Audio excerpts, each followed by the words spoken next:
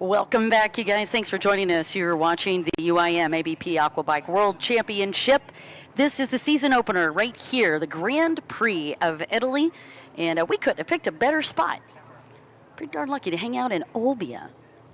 So when you check in with your friends on the phones this evening, don't forget to tell them where you are. Only one of the most beautiful places in the world. Second largest island in the Mediterranean, and also one of the islands that cuddles up to the Tyrrhenian Sea. Speaking of the sea, I think you need to see what is coming up next.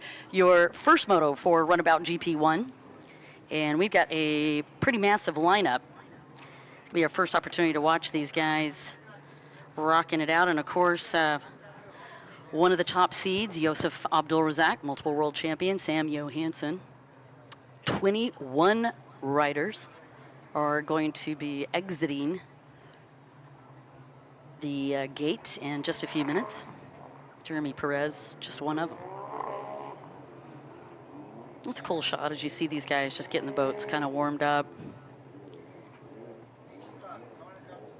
Getting focused, getting ready to go.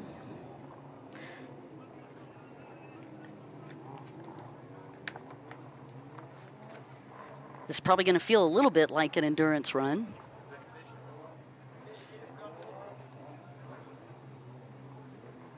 Going to be a 25-minute moto plus one lap, and here's your card. Josef Abdul-Razak from Kuwait, Rasmus Koch Hansen from Denmark, Marcus Jorgensen from Hungary, Jeremy Perez from France, Sam Johansson, Sweden, Francois Badori from France, Matteo Fracasso from Italy, and Lino Araujo from Portugal.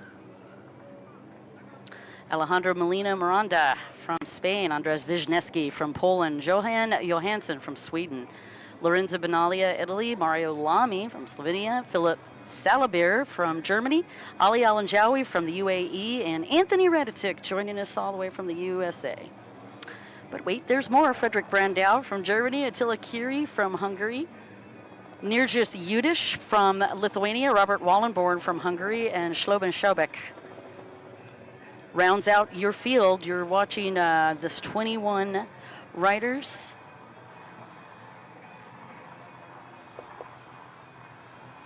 And one of these riders brand new to GP1, and he's actually on borrowed property. He's riding Dirk Lankowski's boat, or excuse me, Lowowski's boat, and that is Philip Salabir.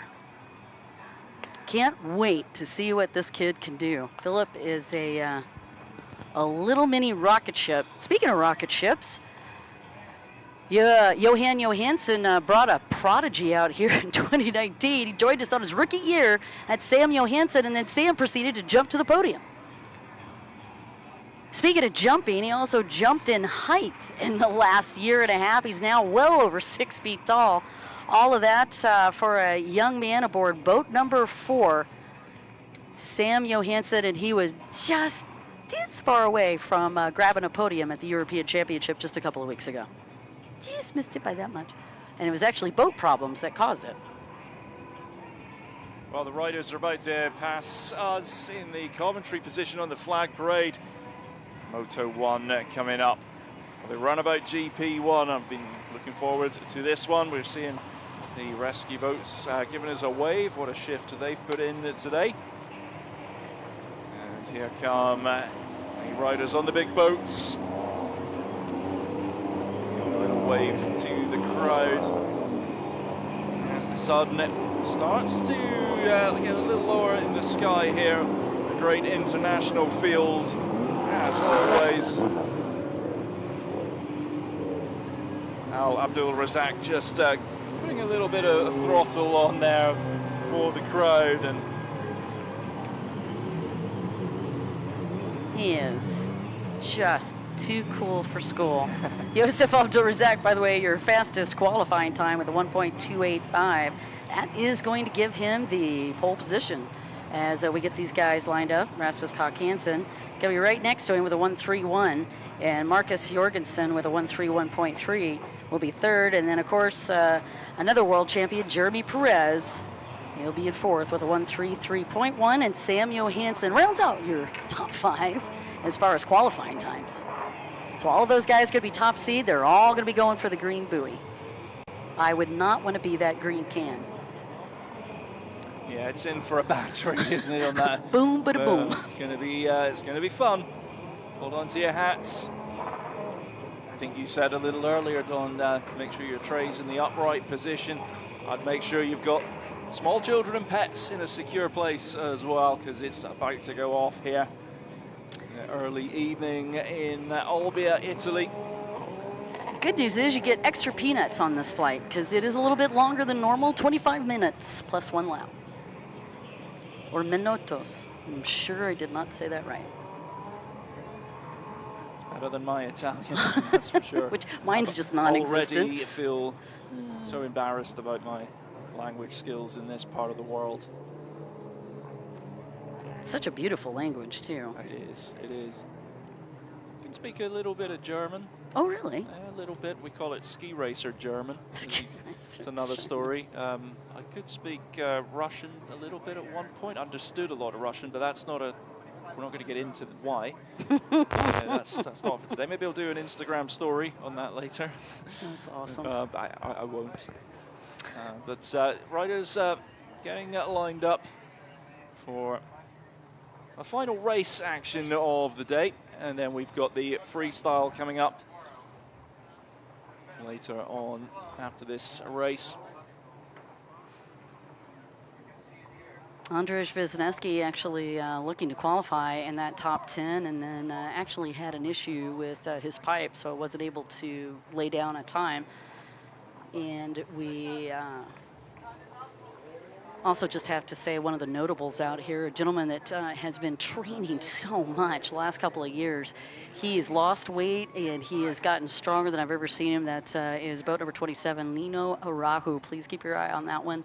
He could be definitely a dark horse in the field. Rasmus Koch Hansen joining us from Denmark, and another dark horse. He got first in the European Championship this year, also in July. He is a very fast young man. He's out of Aalborg, Denmark. Yeah, he qualified in second place, 2.49 back from Abdul Razak, but as we know, that's qualifying.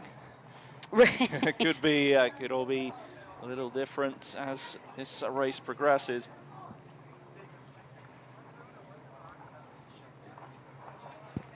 Well, that's a beautiful view out of the bay as the riders are just getting into position near the marshals whistling. Trying to get everyone in a line. It's a lot easier than windsurfing. Covered a bit really? of that. Yeah, covered a bit of that during the Olympics. We're underway with the Aquabike runabout GP1, final race of the day, and it is going to be tight into the first corner. First boy. Yeah, it's Josef Abdul Razak who was able to defend that line. And it is the number 7 boat of Jorgensen right behind him. Jorgensen going on the outside. Abdul Razak on the inside through the split. So this is going to be very interesting coming out of the split. So Abdul Razak has a tendency to come in with a lot of momentum as he drops to the front part of that merge, and he hits it into a position for a hole shot. Jorgensen's going to slip right behind him, play smart, and the hole shot's going to go to your world champion, Josef Abdul Razak. Jorgensen second, Rasmus Koch Hansen in third. It's going to be Sam Johansson in fourth, Jeremy Perez in fifth, Fracasso in sixth, and Midori in 7th, Wisniewski in 8th. And Arahu, 9th. Melina Miranda in 10th place, but the pole sitter, Abdul Razak, world champion, leading the way to the first lap is completed. You can see just how choppy it's already getting out there with these bigger boats on the water, and these riders going to have to deal with that as this race progresses, and we see more boats all over the course. Oh, no, go ahead. I just was going to share with you the interesting thing about the runabout GP1 class. It's twofold, right? You could see the spray coming up and even the mist. The mist becomes a factor. for visibility for us and for those guys. So that is part of just racing these GP1 classes. These guys go from 0 to 80 and pull up to 5 Gs going into these turns. I mean, it is truly an insane ride. You get a perfect opportunity to watch it here with boat number 1. Yeah, the leader, Abdul Razak, on screen right now. They worked really hard through this slalom section through the red buoys and onto the straight. There's still some chop left over from the first lap. And Jorgensen in second place, 3.23 behind, 136.33 for Abdul Razak, 137.69 for Jorgensen. Rasmus K. Hansen, 138.62 running in third. Johansson in fourth. 139.57 and Perez in fifth. 142.19. 15 seconds between the top 5. I really had a feeling that we were going to watch a showdown between Rasmus Koch Hansen and Sam Johansson. Partly because both these guys are young guns, right? They're very quick, very agile on the boat. They have a tendency to both stand and sit on the boats coming into these turns. Yusuf Abdul Razak, on the other hand, this guy is a statistician. He can tell you at any given time out on the track where he needs to be, depending on the moto. And also he can tell you where the other riders need to be. I mean, he's just that sharp. He actually comes from a financial background anyway, so he is completely analytical on the track. You're going to see very little emotion from Yusuf Abdul Razak, again, a Kuwaiti rider, so makes sense. These guys just pull. These teams are insanely good. Yusuf Abdul Razak, the cream of the crop for sure. He looks so calm on the boat as he crosses the line again. Putting his third lap, 138, just so relaxed and going with the flow, not fighting the boat, making these tight turns look so easy. They are anything but. Yeah, Yusuf is a four-time world champion, 2013 to 2017. But this gentleman on boat 7 is going to be somebody you got to watch. This is just a force of nature here, Marcus Jorgensen. He has made moves on the track that I thought there is no way he is going to get out of that. And not only does he get out of it, but he gets out of it in the lead. He's got 3 UIM world titles. Just pulled off a second on the Aquabike European Tour. And last year, he had a second on the Grand Prix of Kuwait. He's just been right there, just vice chair, right there. So it could be Jorgensen's year for sure. He has really wanted to come back this year and nail a world title. Well, he's running 4.65 behind Abdul Razak at the moment. But Jorgensen in a very strong position. Keeping in touch with the Kuwaiti at the top of the head of the race. Rasmus Koch Hansen running in third place as we have a look at that number 1 vote of Abdul Razak through the slalom section into the final turn on this course to complete another lap. Getting airborne, having to really work hard in that side chop as well, and such an effort for these riders into this first corner. Gap staying the same though. Jorgensen lapping just 0.4 of a second quicker than Abdul Razak in that 4th lap. Got a rider down. There's a yellow flag out. It is the number 78 boat. Oh, that's Rasmus. Koch Hansen, who was running in 3rd place. It's a lift, so that is a real shame for him. Stefan Johansson will have moved up into 3rd place. Yeah, and you can see some of the other riders over there checking him out, making sure he's all right. Rasmus Koch Hansen right up against that wall. And they're checking to see if he's going to be able to ride, and looks like they're pointing out there might be something on the front of that boat he needs to check. So Rasmus out of it, at least for the moment. Let's see if he's able to get that boat back in, and not sure. Nope, that's going to do it. Tow rope just got added. So well, whilst that's going, it means we're still under yellow flags at the finish by the Finnish boys. Oh, I see why. The front piece, you can actually see the front piece on Rasmus' boat actually got yanked off when he tagged into the wall. He's okay, though. Just looked like the boat's now unsafe. They're not going to let it go back out on the water. Course marshals are going to tow him back. Yeah, he's getting a tow back, and the boat's just passing us now. You can see the piece that's missing. That is, well, that is such a shame for him. He's having a good run in that third place. You feel for him there. Yeah, definitely a tough break. Yusuf Abdul-Razak still cruising through. Now look at these times. A little bit different, even from the GP1. Finally busted that 140 marker there at a 1.3633 for Yusuf Abdul-Razak, and we'll be seeing that throughout the next couple of days. 4.93, that's all that's separating the top two. Jorgensen. By the way, his younger brother races in Supercross over in the U.S.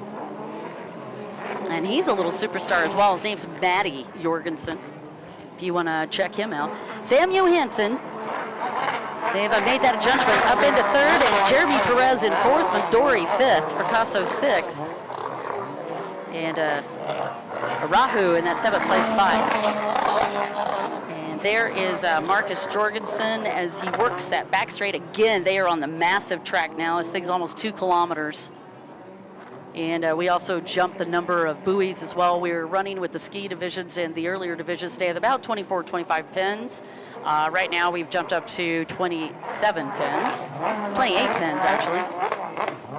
Yeah, stretching the lap out, but you can see just how quick these boats are. That best time so far of Abdul-Razak at 1:36.33.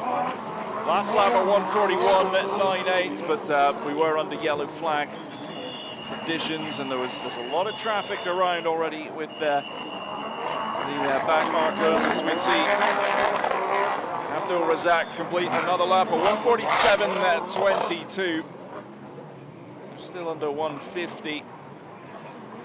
Jorgensen in second place in the number 7 boat, 4.27 back. 1:46.56 on that last lap for him. So Jorgensen's another one right in the middle of these races. He tends to go faster, which is a bit counterintuitive to what you would think is happening when you've got a grip on this much horsepower, but that's how he likes to play ball. So Jorgensen will start out, particularly if he's back in mid-pack, and he will just continue to increase the amplitude and the pressure on these riders behind him, and he is an incredibly physical rider. So watching Jorgensen on boat number 7. That's your shot of him right in the middle of the screen, and you can see what we're talking about with that mist getting blown up as these boats taking these turns. Creates this illusion of fog. Having to deal with some back markers there as we look at Midori, number 41, running in 5th place, a 1:50.52 for him on the last lap.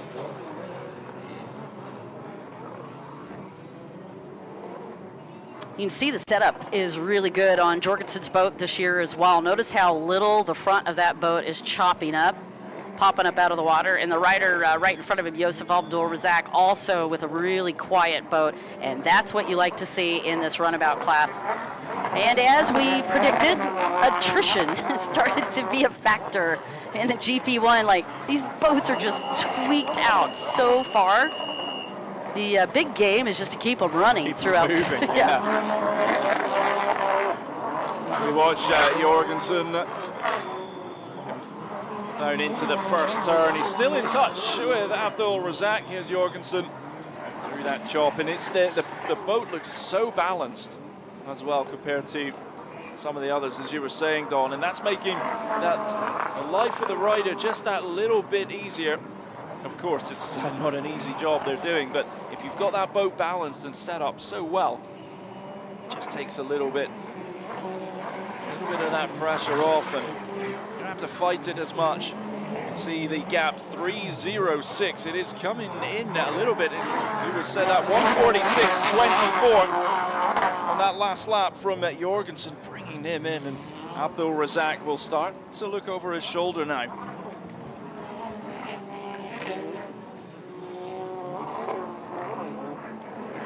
"12 minutes in to that 25-minute moto. And Yusuf Abdul Razak, as always, is going to be cool as he's working his way through these laps. Only time I've ever seen him ruffled is when the boat will break. And even then, his idea of ruffled is pretty interesting. It's like, you'll just see the body language shift a little, but I mean, there's no tantrum, there's no drama. He's just a really brilliant, talented, analytical rider, and it makes him so much fun to watch. Also makes him very, very statistically fun to watch as well. And very hard to beat as well.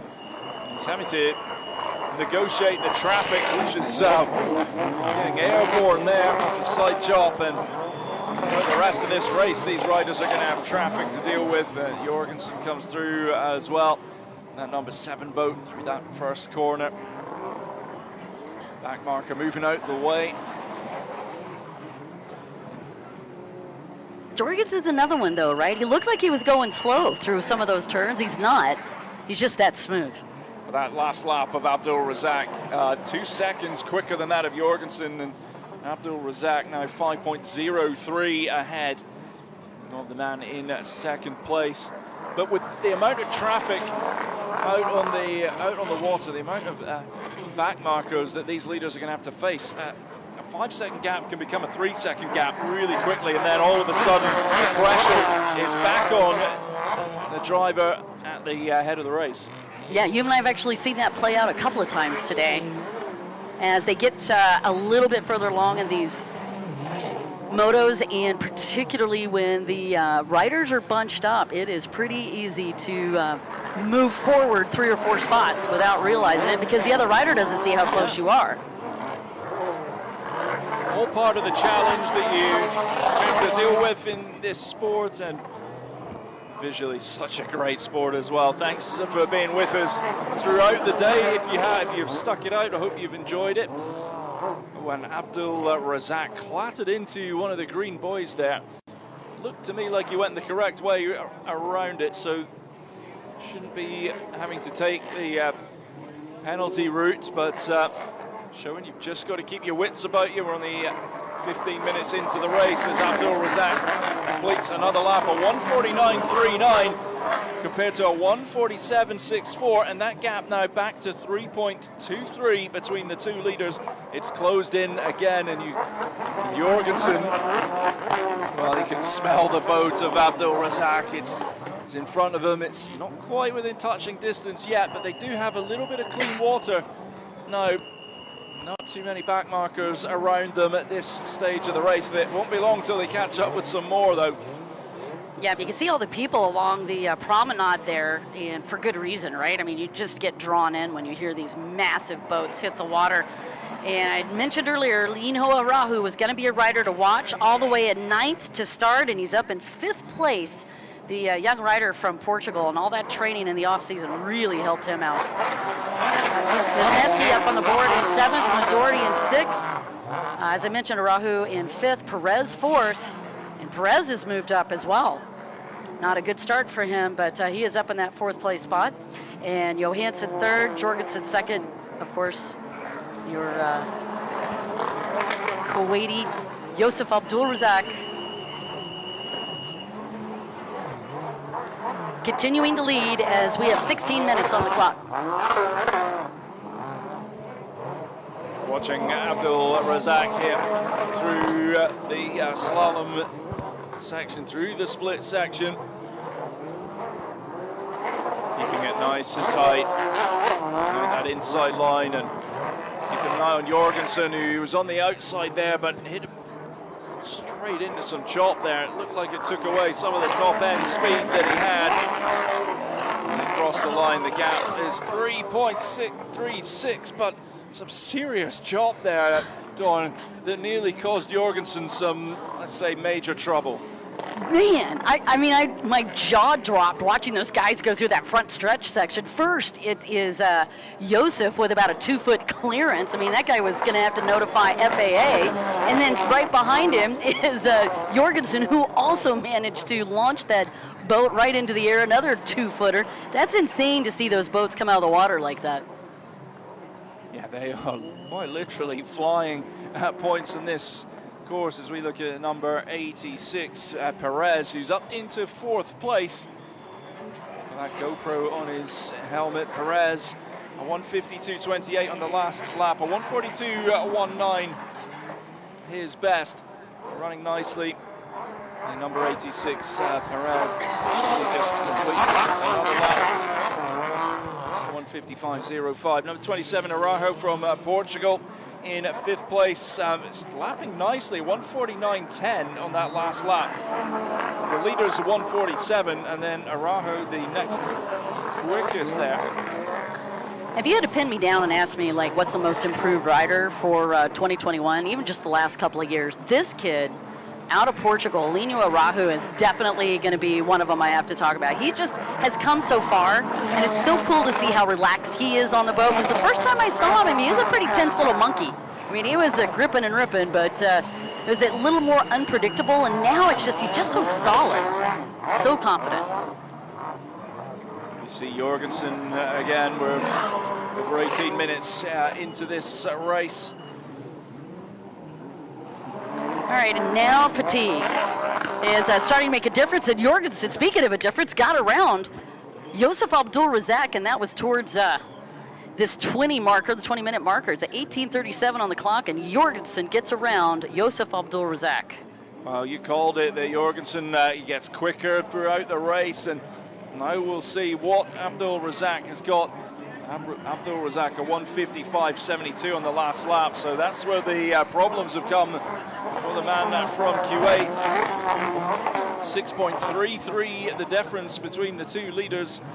Johansson in 3rd, 33 seconds back. Perez in 4th, Araujo in 5th, Wisniewski in 6th, Midori in 7th, Molina Miranda in 8th, Fracasso 9th, Salabia in 10th place, as we're in the 19th minute of this race. Yeah, shout out to Philip Salabier, the gentleman that's on the rookie tour here. His first time out on the GP1 and on borrowed property, no less, and he's in the top 10.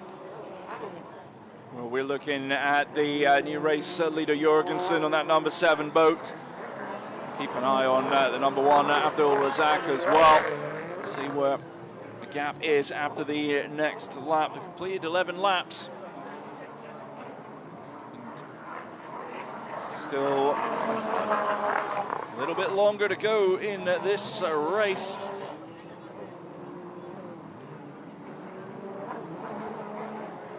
Yeah, Perez is going to start making a move as well. He's been sitting out there being quiet, but as soon as you get a lot of these lappers out here, you've got to watch for boat number 86 because he is incredibly good in lap traffic. Race leader just popping through. Marcus Jorgensen through that front stretch, and Josef Abdul-Razak. Now that gap's grown 7.68, but there's a lot of traffic around the two leaders at the moment, so we'll have to see some of that calculated skill and tactics from Abdul-Razak over the closing stages of this race. See if he can bring that gap down a little bit, but it's stretching out, it's getting tougher, and what a great race so far from Jorgensen, who leads. Yeah, Josef's not going to freak out at that, even if he walks in to the paddock with that second place spot. Second can be just as good as a first when you've got multiple motos like this, and anything can happen in a 25-minute moto. His big smart move is just to keep that boat going, so I would be completely unsurprised if he didn't just reel it in slightly. We look at 86, Perez running in 4th place, and he comes across to complete another lap. 1:52.66. A little bit of clean water for him now as well. Past a lot of the back markers. Still waiting to see as Araujo cross the line. He does that now. A 1:51.65, and that was a really impressive last lap there from Araujo in 5th place. 4th is quite far ahead of him, so not sure he's going to be able to catch up with 4th place, but great skills to be lapping 151.65 at this stage. Jorgensen, the leader, for comparison, a 153.02 on that last lap. All right, watching Jorgensen on that front stretch, and again, beautiful handling on the setup on that boat. That boat is not pushing too much side to side, and I don't see much yaw either on the hull that Jorgensen is working. Now again, anything goes on these boats. They can customize both the top and the bottom deck if they want to, and Jorgensen's got one of the best, Nico Roos, actually working on that boat with a 92 performance, and he's built his boat since day one. So Jorgensen got the good setup and a great mechanic helping him out, and it's made a difference. Tightened up the time a little bit on this last lap. It was as far out as a 7-second difference, and it looks like Josef, see, even these guys, they all just wait. They're like little tigers back there. Josef's starting to pick it up. Feels like his boat is running good. He's gonna hit the throttle if he sees an opportunity. Just watch it from the drone. Jorgensen on the left of your screen. Now you can really open it up at number 7 as Abdul Razak, number 1 boat, just send on closing, get that gap in at 5.99. We're over 23 minutes into this race, so time is ticking away. Josef looking pretty smooth as usual. You can see he's loose in the shoulders, and that's what you like to see on these riders, especially towards the end of the race. But he's not folded over the handlebars, and there's no fatigue really showing for either one of these riders. Look at Jorgensen, though, very upright stance. He's riding forward, but not very much. That's a pretty upright, aggressive run for him. He's got a really cool setup on his seat, but you could see, especially on the front stretch, how much he's getting popped out of those seats. Mind you, those things are a bit rolled over on the legs to kind of help hold him in. But, looks like he's on a Bronco out there. Well, the gap now back out over 7.5 seconds. So Jorgensen taking advantage of clean water in front of him, and Abdul Razak not able to close that gap down anymore. All right, that is Sam Johansson you're watching on boat 4. This little guy, 6-time Swedish champion, and his UIM debut I mentioned in 2018. Enjoys motocross, snowmobiles, basically, as he said, anything with an engine. Still a student. He's got a massive career ahead of him. And he looks great out here in 3rd place, and the only trouble on the horizon for him is the gentleman behind him, and that's Jeremy Perez. Yeah, Johansson did have to take the penalty buoy there, but didn't have such a big gap. It didn't really impact him on it at all.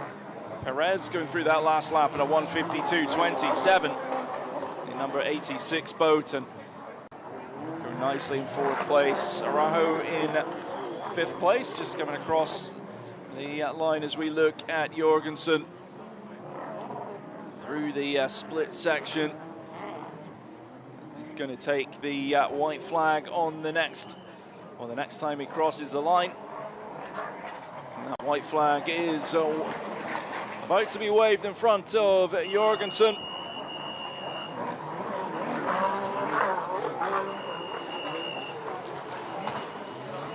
So still the fastest time of the day, laid down by Josef Abdul Razak, that 1:36.33.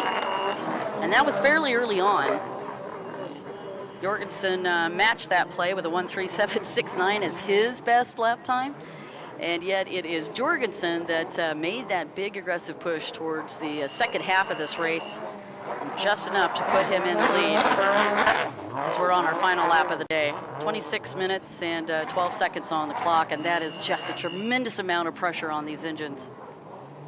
A lot of pressure on the engines for sure, and on the riders as well. Jorgensen going through that last lap in a 1:49.48 at this stage of the race. Really shows the strength of him as a rider, knowing that tactically he's got it right today. Abdul Razak quick early on, but this is a long race. We're on the 16th lap as we look at Jorgensen. Just looks still so relaxed. The arms, he'll be feeling it in those arms. But he's not having to fight the boat too much, and dealt with the traffic, dealt with the conditions. As Jorgensen comes into the split section, Abdul Razak still running in second place.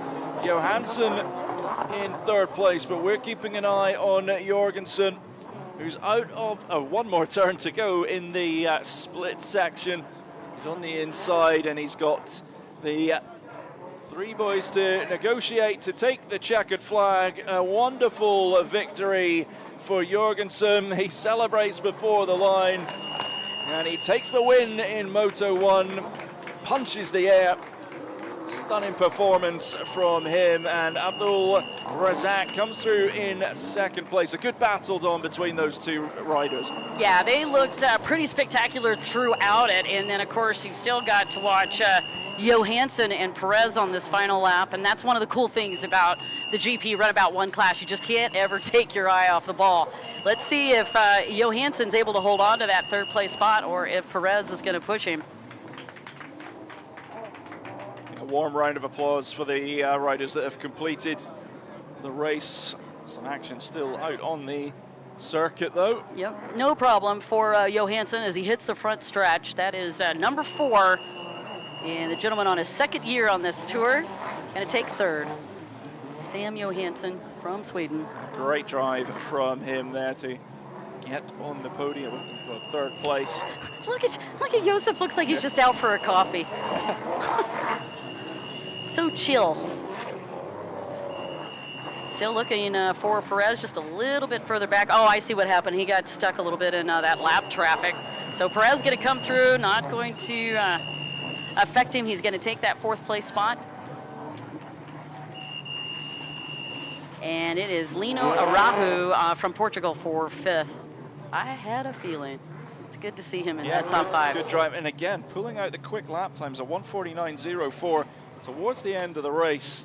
Big things are coming from that young man, but there is the winner, Jorgensen. Points to the crowd, celebrate, and well-deserved victory for him. Well earned. Boy, I tell you, he's had to come up through the hard ranks because he's had some fantastic finishes, and then something would happen, right? Missed a buoy, didn't know it, so he got punished for that, docked a lap for that. He's had some other things. You know, the one year he just had an incredible year rolling in 2019 and then started having boat problems. He's just been plagued with these little naggy things. So I'm just kind of waiting for Jorgensen to have that year. Could be this one. Could be this year indeed. It started off in style on the Aquabike World Championship. Moto 2 for these guys coming up tomorrow. I'm wondering if we still have freestyle. I'm just going to check in and see. Yeah, I do think we have it, yeah. We're due to have some freestyle, but that is the end of the GP1 runabout. The winner, Jorgensen, a stunning victory.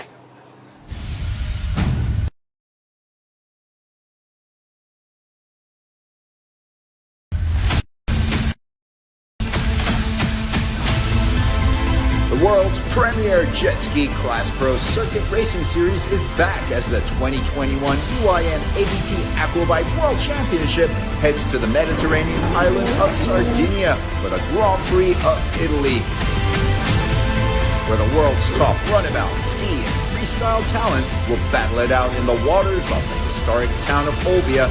GP1, GP2, GP3, and GP4 divisions from September 17 to September 19. Don't miss the action.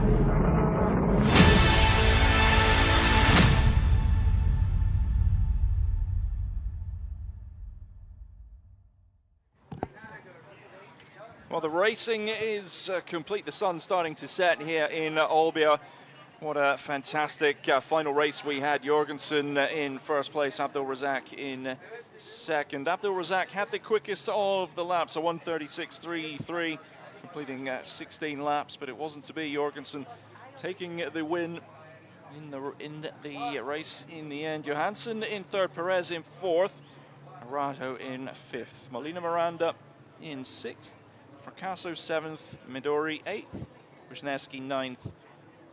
Benaglia in 10th. Radicic in 11th. Johansson 12th. Brandau in 13th. Kerry 14th. Sobic 15th. Salovia 16th. Wallenborn 17th. Lamy 18th. And Hansen 19th. Alajwani 20th. And Judis 21st. Some of the riders that didn't finish there.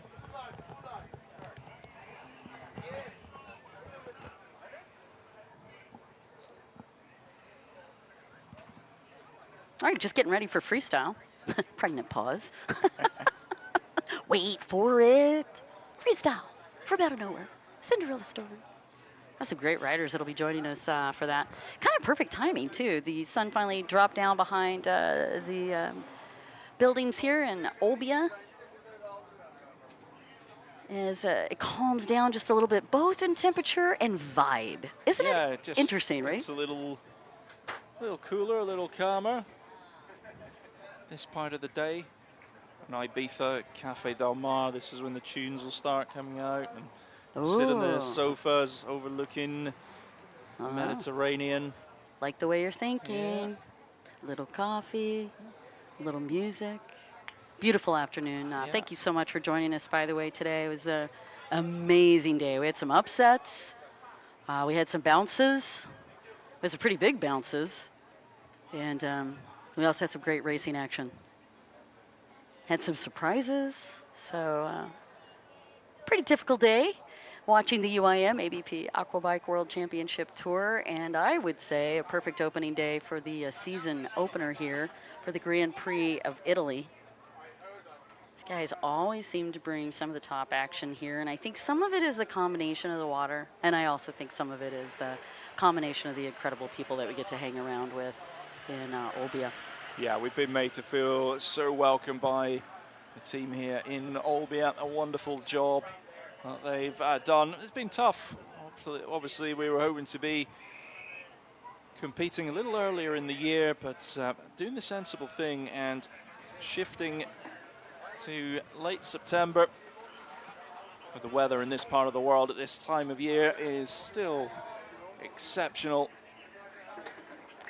Yes. Oh, special thanks, by the way, to Dr. Nitsi, the major of Olbia, and of course, Mr. Kesa as well, the gentleman that is the director of tourism for all of the region of Sardinia. I just want to say a special thanks to both of them just for being such great hosts, but also setting the stage, if you will, and for not just a good opening tour stop, but also the energy and the passion that they bring.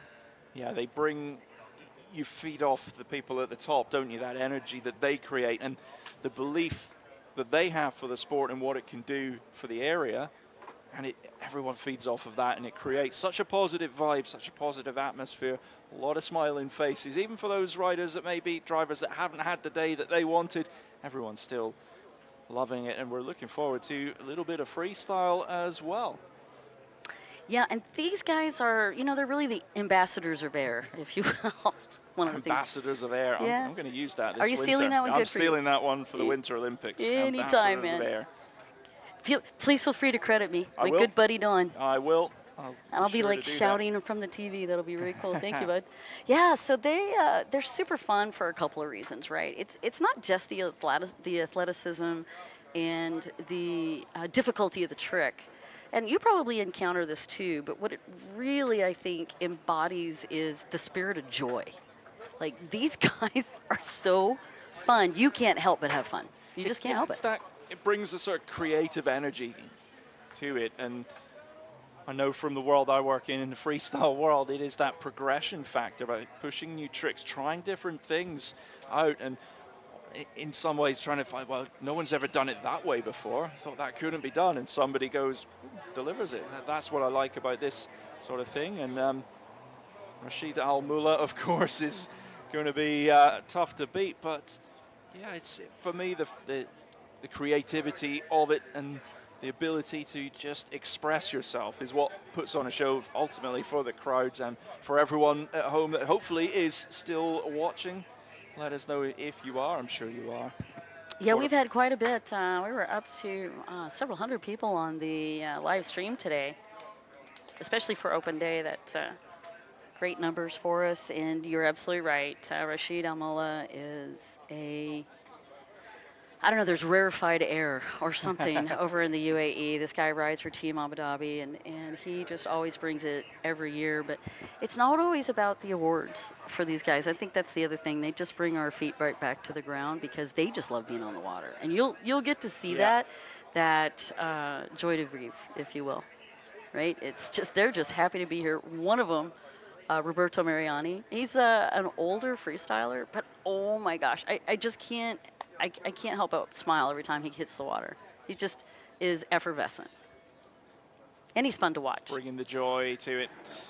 Well, we're looking, just going to take a look. I don't see anybody there just yet. But the crowd's still lingering around. Sun setting behind the buildings here in Olbia. The clouds have disappeared and a lovely evening in store. And the water nice and calm as well, which of course we need for freestyle. Yes, yeah, that is, well, yes and no, well, you could oddly. use some of the chops to help create some. You can, yeah. I think they like to be more predictable in freestyle. There's multiple genres of freestyle, but they actually like to create their own weight because they can control them. They control that moment and they control the height.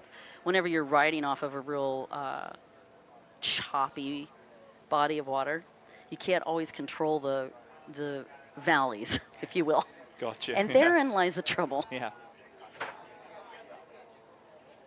Just gonna catch up to date here on our riders as we chat with you.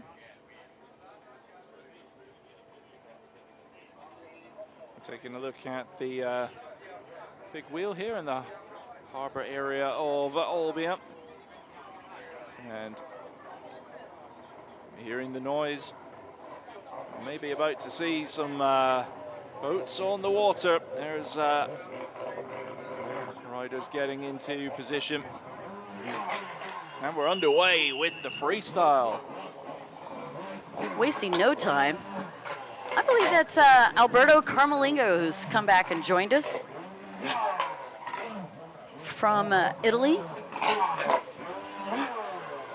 Always does a fun little combination. He hasn't been on the tour the last couple of years, so it's great to have him back. He's got a pretty bustling business that he deals with, so he's not always able to join us, but he is a very physical freestyle rider. A couple of backflips, 180s, goes into another backflip, and he's going to work a series of combinations, and man, he's hooking it up. That was 3 in a row. 3 backflips in a row, just losing it slightly, but back on the boat, just kicking himself in. All right, just blowing out a little bit. That I could hear those carbs getting a little chuggy, so he's just trying to clear that before he goes for another aerial maneuver. Big 360, almost 540, and a backflip. Throwing a 180 into the backflip, second backflip. Diving a little deep there, not quite the landing re-entry to the water that he would have been after. Now they have a full 3 minutes. One of the things I love about the Aquabike Tour is they give them 3 minutes. And they are going to give them points for each one of these tricks that's executed. They're looking for a couple of different things. They're looking for variety, of course, number of tricks, absolutely. Minor changes to it, right? So anytime you do an increase in difficulty, take a hand off, take a leg off, or if you bring something new, you know, something completely new, that too. Showmanship is a big one. They also judge on that. And how many judges do we have? Yep, anywhere from 3 to 5. Okay. Generally, we have 5 judges. almost into a 540 there. Yeah, he almost pulled that off earlier. Rides it out. These boats are completely different from a race setup. One of the things you probably saw right away is the custom deck. Yeah. Right, so all the foot pads in there, and not only are they custom, but they're customized to each rider. That was nice. That was a good combination. It was a clean one. There's the 180 there, and the little 180 and into the backflip.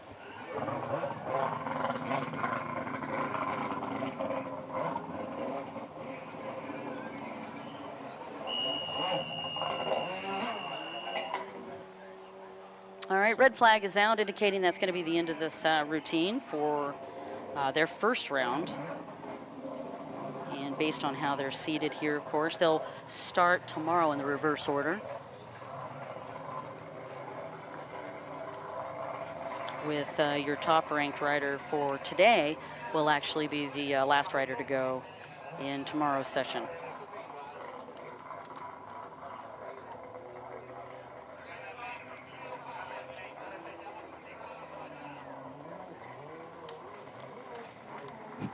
There we go.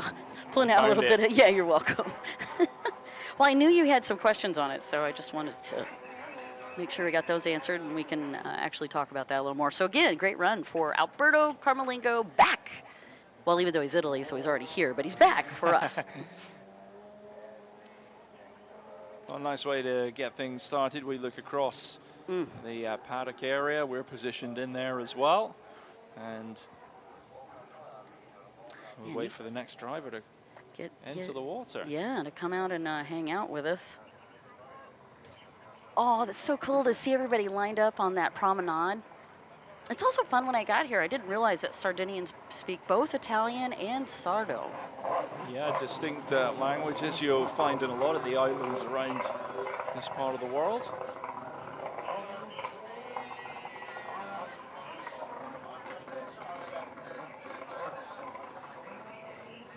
All right, Alberto just waving to the crowds as he goes over to that far side. And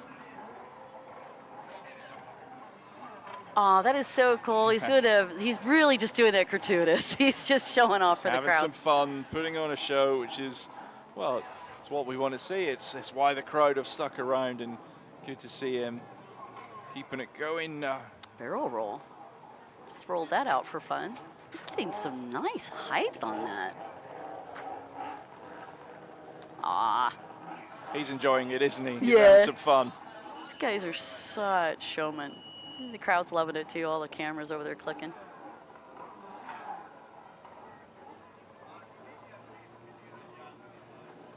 Beautiful, beautiful Sardinia. You've got to make this one of your vacations. I know everybody's itching to get out and go see some new places, and I just can't say enough how many gorgeous little inlets and beautiful places to get away. You feel like it's your own island. Now, again, he's not being judged for that, but again, cameras on Alberto Carmelingo as he's down there entertaining the crowds and providing photo ops for the crowd as we get ready for our next rider.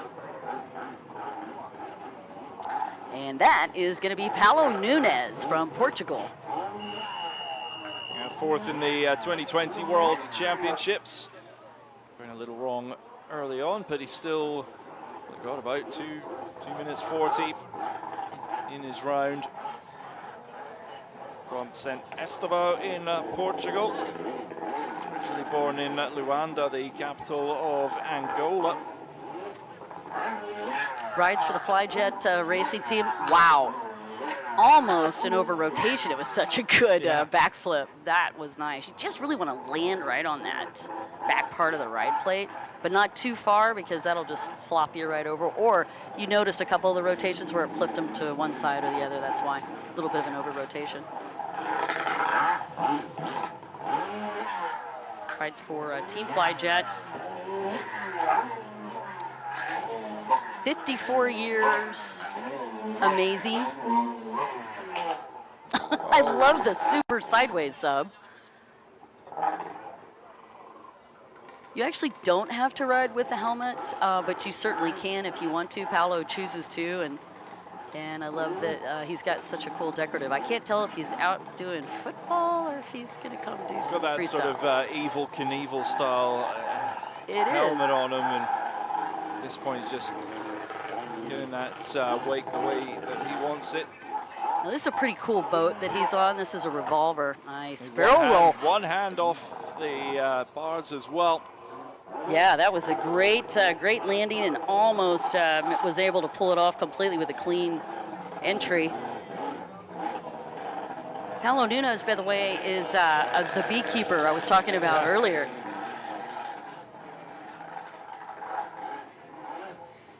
He and Joanna Grassa make their own honey. Oh, that's cool. Nice backflip. Nice. Yeah, good landing as well. And one-hander lander. That'll impress the judges, pick up the score. Wants to go fully pro one day, and he certainly could on this boat, this revolver boat, actually designed by Lee Stone. Lee, one of premier riders of all time, just an incredible innovator of the sport that actually did the design on the boat that you see on the water. Nice little setup wake. Let's see if he's going to get some good amplitude. So much amplitude there, and you can see how much power this boat's got. A lot of horsepower. it's delivering that horsepower so quickly as well. Yeah, they want the they snap. Need that, really torquey. Yep, they want that snap. They want real short handle pulls. Good weight there and nice landing.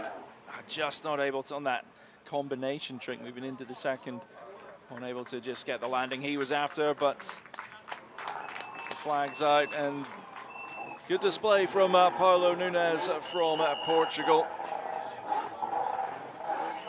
He and Joanna Grassa, by the way, are one of the first riders to go carbon neutral as part of the program that we put together on the UIM ABP Aquabike World Championship Tour, and so cool to see him as one of our ambassadors on that program. You've been watching Paolo Nunez from Portugal. Nunez just making his way over to where more of the spectators are. He'll put on a few little tricks for them and get a wave, cheer from the crowd as they're watching on. Great to see some youngsters watching on as well, and Nunez having some fun.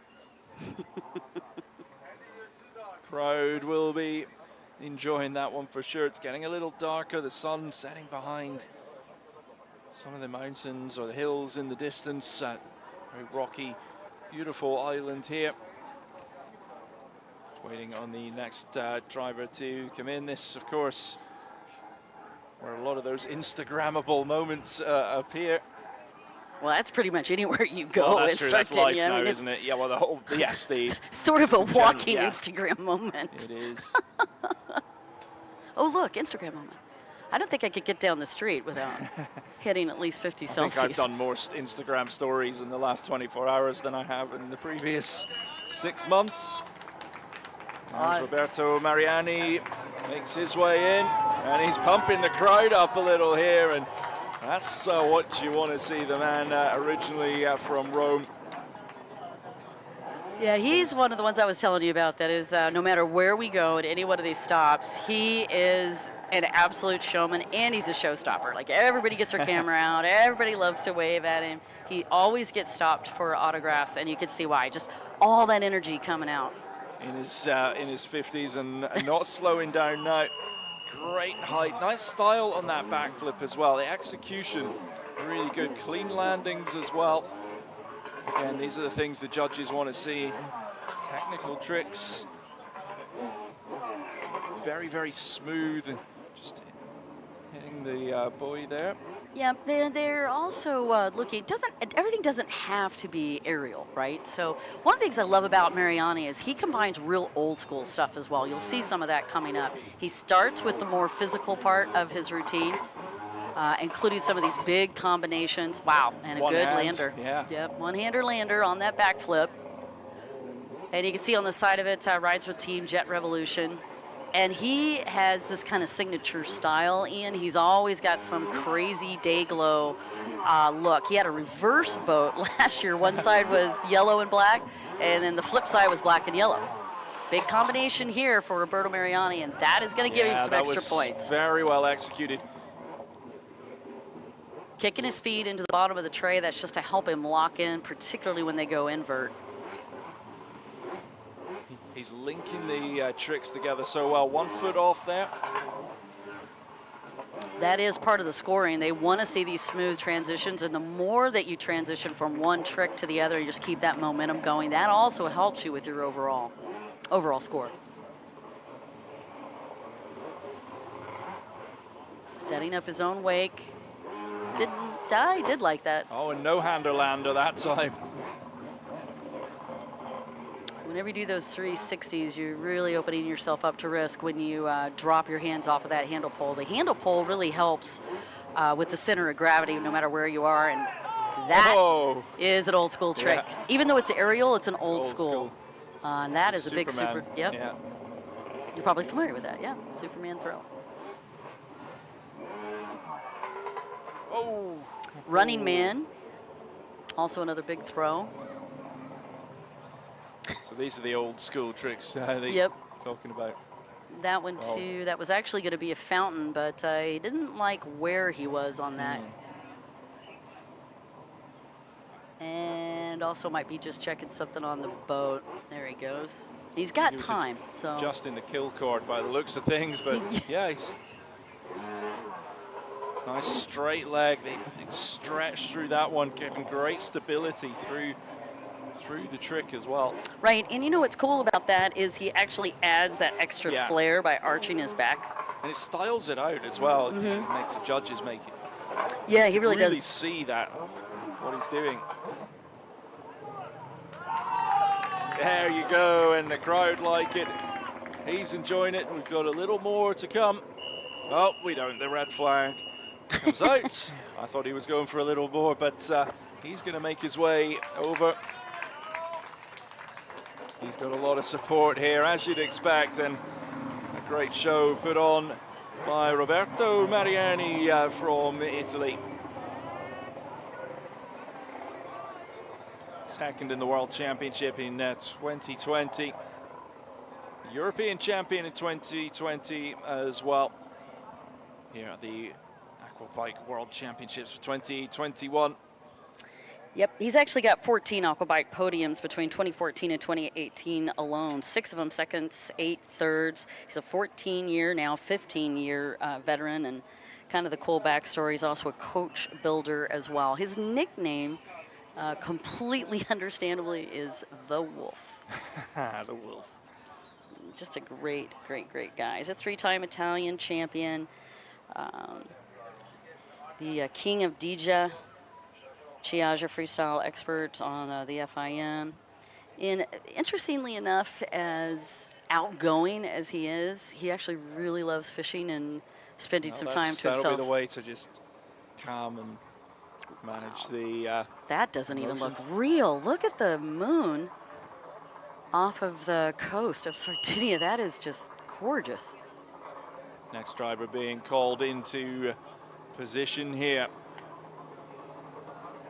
Wow, that was just insane. I didn't even think that was real. They're over there laughing. Yeah, the moon is real. It is there. Yeah, which I thought it was some, you know, CG, something cool. We've got the technology. We can make it happen. As Rashid Al Mula from UAE gets ready to start his run. 3-time world champion. 11 consecutive overall Grand Prix victories stretching back to November 2017, and that's starting off in style. See how much amplitude he's getting. Goes into a 360 barrel roll, backflip, and he is known for massive, massive combos, particularly in the opening round. And he wants to grab that crowd early, and it's that no-hander lander that he's also a signature for. Well done on the first part of that combination for Rashid Al Mula, riding for Team Abu Dhabi. In 2019, he won every moto. Like, he just had a perfect record. Wow, that is a beautiful 50-50.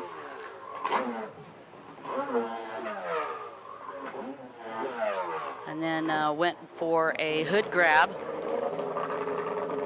And it was actually a 1-footer hood grab. Backflip. And he's got a pretty cool boat as well. And what's interesting about the deck on this is the platform that he's got on that deck. He actually has lifted the deck a little bit more than I've seen some of the other riders. And I think also that helps with some of these incredible tricks. Big barrel roll, backflip.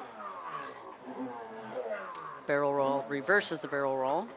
So he's spinning both directions in that reversal. Yep. Yeah, again, that's something the judges will be going, yeah, he can do it both ways. Just increases the difficulty level, and he gets so much amplitude, it gives him time, more time than some of the other riders to get the landing. Very true. He almost executed an underflip. That would be a new trick for Rashid if he pulled that off, and it looked like he was going for an underflip. Big difficulty on that trick, if that's what it was. All right, another big setup wake, and he's got just so much torque on this boat. Another hood grab, barrel roll. 1-footer backflip.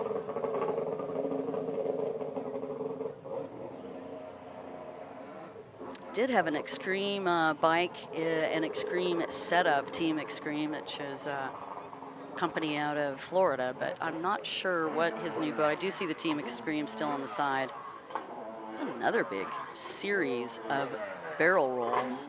And he just seems to be getting bigger each time. Again, the linkage between them, the consistency between with each of the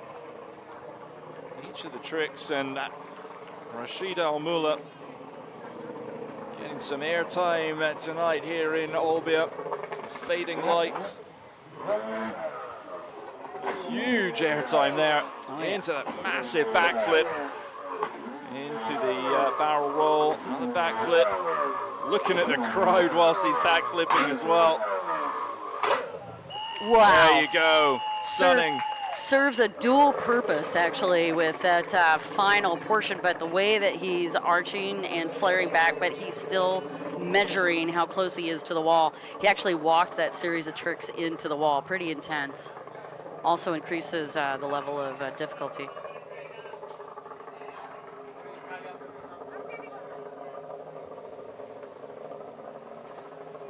Rashid Al-Mullah taking a moment there to catch his breath. That's a very intense physical 3 minutes, and he never took a break. He never stopped. And that's one of the things that has helped him take so many of these wins overall. He just fits so many tricks into the routine, doesn't he?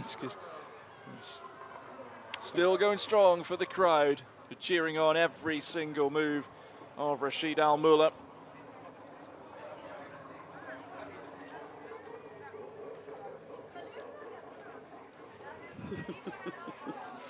He's another one, just so full of joy and loves what he does. And you can see as he goes, he's even getting bigger. That was actually bigger than some of the tricks that he did. The routine, yeah. Yep. Well, there's the moon again. That beautiful fake moon. full moon. I mean, that doesn't even look real. Does that that didn't look real? We can't even see it from where we are. That's just insane. It can't be real. That's the kind of backdrop you have when you sneak over to this paradise, if you will, off the coast of Italy. It's the second largest island in the Mediterranean. Sardinia definitely needs to be on your I must see this list.